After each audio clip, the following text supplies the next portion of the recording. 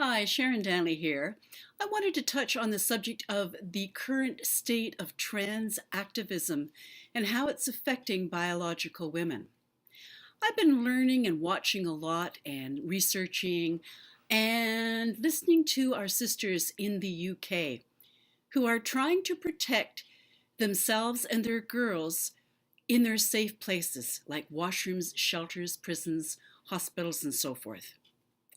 I've seen videos of trans activists bullying, sexually denigrating them, and more, because the women insist that two X chromosomes are female and simply can't be refuted. And as it states in the dictionary, women, noun, adult female. Trans are not women, end of story.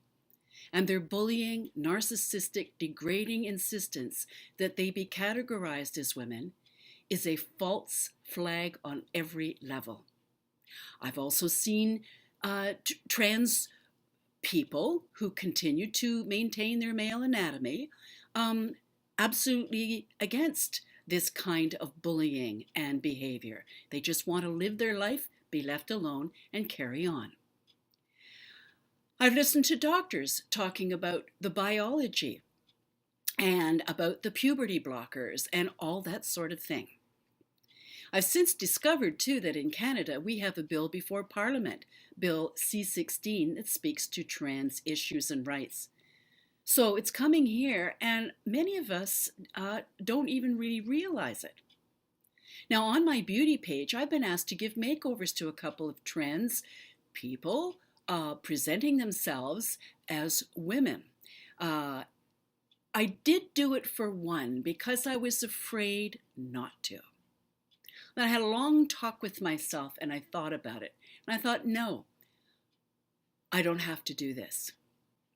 And further, when they joined this private closed group for women only, they didn't reveal themselves. And that isn't cricket in my books. So I've removed them.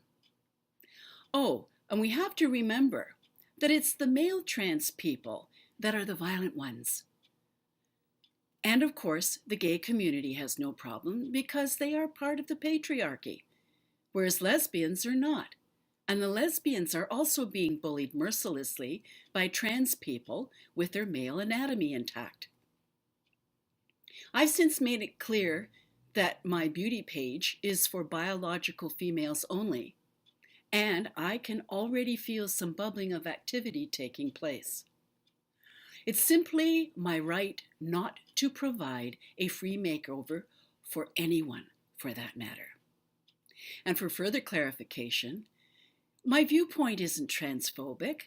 This is just common sense. I don't hate any person with a different viewpoint, color, or culture, or sexual preference.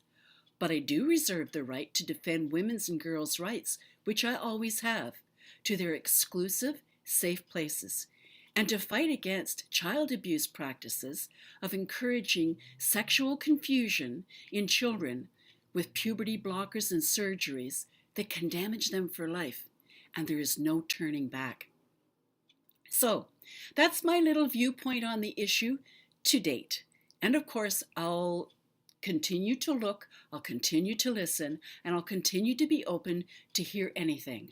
But currently, that's my stance. Thanks for listening. We'll see you again soon.